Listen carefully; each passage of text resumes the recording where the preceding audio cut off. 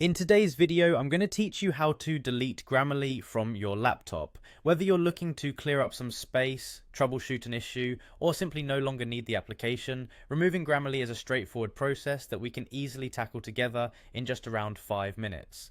First, let's head over to the Start button on your laptop. This is typically found in the bottom left corner of your screen, represented by the Windows logo. Giving it a click will open up the Start menu, which is your gateway to navigating the essential parts of your computer. From here, let's move to the Control Panel. You can find the Control Panel by simply typing Control Panel into the search bar at the bottom of the Start menu. Clicking on it will present you with various options crucial for managing your computer's settings and software.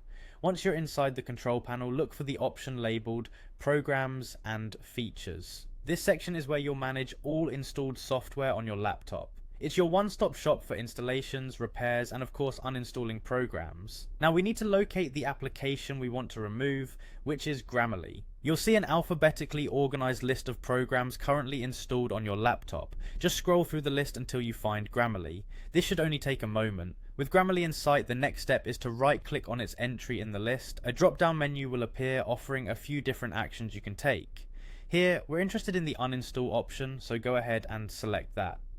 On clicking uninstall, your computer will take you through a brief process to remove Grammarly from your system. It might prompt you to confirm your choice, ensuring you really want to proceed with this action. Just follow any on-screen instructions, clicking yes or continue as needed.